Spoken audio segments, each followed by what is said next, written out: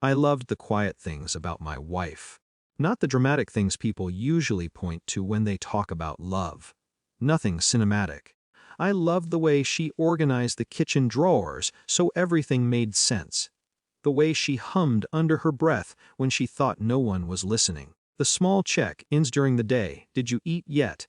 as if my existence required gentle supervision. Our marriage wasn't loud. It was steady. For years I believed steadiness meant safety. The moment that changed everything didn't feel important at first. We were sitting in the car outside a grocery store. I had gone in quickly to grab something we forgot, and when I came back she was still in the passenger seat, phone in her hands. She didn't see me yet. I paused before opening the door. She was smiling, not politely, not the kind of smile people give when they're trying to be pleasant. It was light, unfiltered, the kind that appears when someone says exactly the right thing. Her thumbs moved quickly across the screen.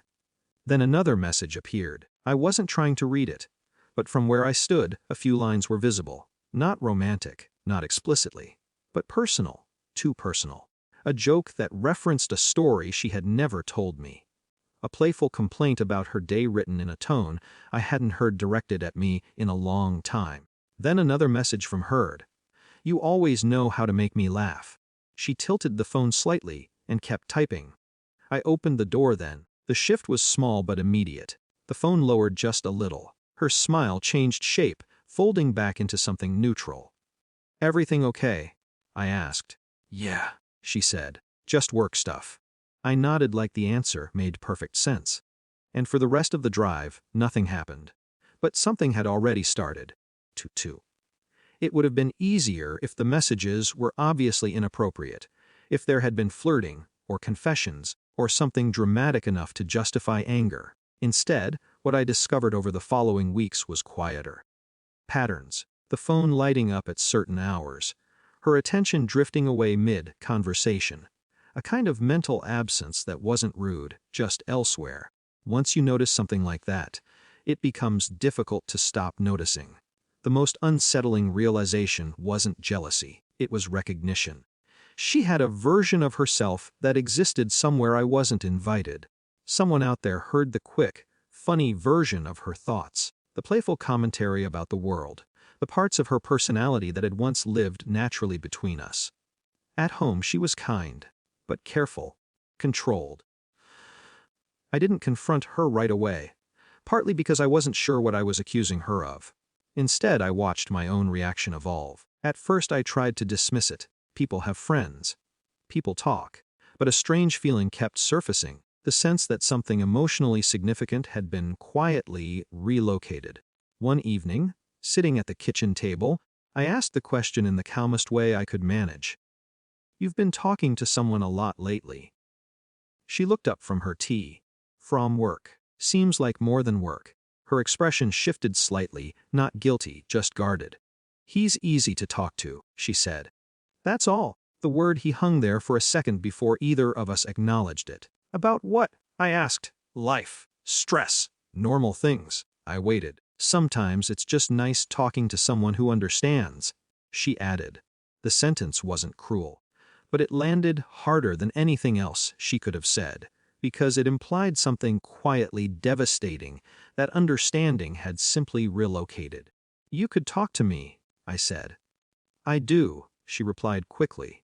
But we both knew the conversation we were describing wasn't happening between us anymore. The discussion ended there, not resolved, just closed. Weeks passed. Then the situation changed in a way neither of us expected. Her company announced a restructuring. New leadership on one of the projects she worked on. The name sounded familiar when she mentioned it casually at dinner. Too familiar. I asked one careful question. "That's the person you've been talking to?" She hesitated before answering. Yes. He had just been promoted to supervise the project she was part of, which meant company policy suddenly applied.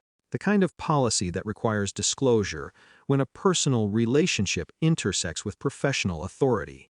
It wasn't a scandal. No one accused anyone of anything inappropriate. But the situation triggered procedures. Documentation. Reassignment discussions. HR meetings designed to prevent conflicts of interest. A private emotional space had unexpectedly become visible. Not exposed in a dramatic way, just illuminated by ordinary rules. Q. The strange part was that I didn't feel victorious. I hadn't reported anything. I hadn't pushed for consequences. The system simply existed. And once it did, the dynamic she had described as harmless suddenly looked more complicated. Our house became quieter after that, not hostile, just thoughtful. One evening she sat across from me and said something I didn't expect. I didn't think it mattered that much. I believed her. That was the hardest part, because intentions didn't change the realization that had already settled in my mind. Love doesn't automatically grant access to someone's inner life. Sometimes the person beside you builds entire conversations somewhere else without even realizing what's being moved. We stayed together. Our routines returned. But when she smiles at her phone now, I no longer assume I know where that version of her lives. And some forms of certainty, once broken, never quite return the same way.